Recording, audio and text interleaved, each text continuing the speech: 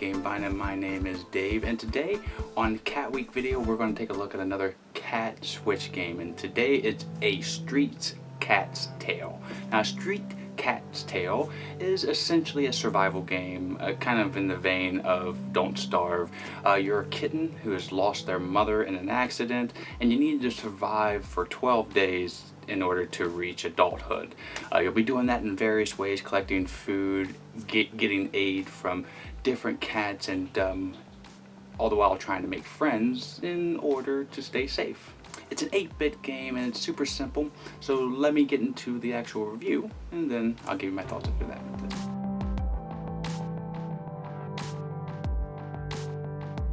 So Street Cat's Tale is a survivalist game where you're going to be collecting various items and trying to survive over a 12-day span. And it starts off like any good Disney movie does, with a parent dying. Well, at least getting hit by a car, because these people that drive in this town don't give an F. They are crazy. They just drive, they don't look, with reckless abandon. So once your mom does get hit by a car, some good humans actually pick her up and try to save her and say they're going to come back and pick up the kitten later. Now, this game has multiple different endings. I think it's around 12 or 11 different endings, and a lot of them are pretty sad. And that's pretty much an omen for this game. There are some happy moments to be had, but the life of a stray cat or a feral cat is not an easy one. And a Street Cat's Tale is here to tell us about that.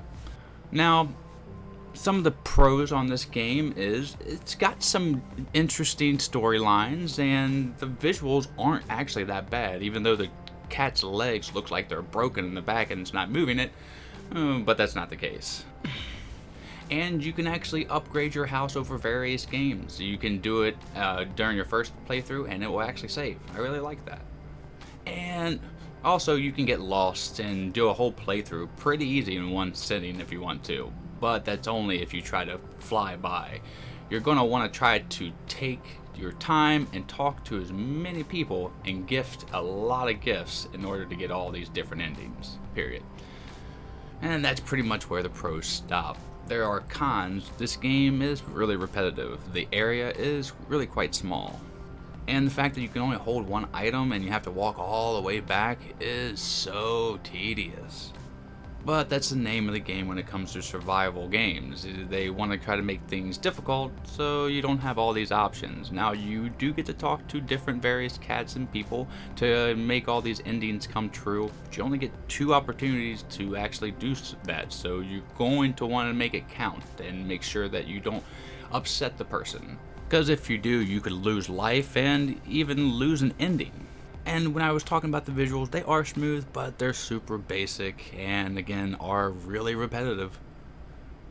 And some of the stuff I didn't mind were the puzzly aspect and the time and length of the game. It's actually a decent time length. If it was any longer, it would be too long. And if it was any shorter, well, I don't know. It could have been shorter. But I'm still okay with the 12-day time frame. Now, I'm not going to spoil anything. I'm not going to say anything about the happy endings or the good endings. All you got to know is there are 2 different ones, and boy, can this really tug at your heartstrings if you get the worst ending. And that was the first one that I got, and it's just wow, it doesn't pull any punches sometimes, but some endings make your smile go from ear to ear, which is, I don't know if it's really worth it to go through all the trouble.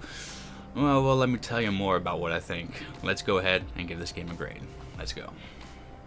So that is a Street Cat's Tale, and it only gets a 6 out of 10 for me. It's okay. It's worth a play or two, but not something that I personally want to play over and over again to see all the endings. It's super sad and it's super repetitive. So, like I said, maybe 1 or 2 plays is good. And if you find it for around $5, I think that's the value. But it does strike the cat theme, so I think it definitely does fit here in the Cat Week reviews. But I can't recommend this game as an actual good game. Though, if you are a cat lover, you'll find some kind of love for this game, though it's super sad if you don't get the right ending, and if you don't know how to play, you're most likely going to get a sad ending the first time, and it's just going to tug at your heartstrings, and then it's going to kind of weigh on you, and then you don't know if you want to play again. At least that's what happened to me. So Again, it's a 6 out of 10. I'm willing to play it, but not that much. So thank you so much for joining me in today's review, and if you liked it, please click like and subscribe if you haven't already. Leave down in the comments below if you play this game and what you think about it. Until the next time that I see you, I'm Dave and this is Miko, and have a great rest of your day and a great time with all that you play or mounts. Bye.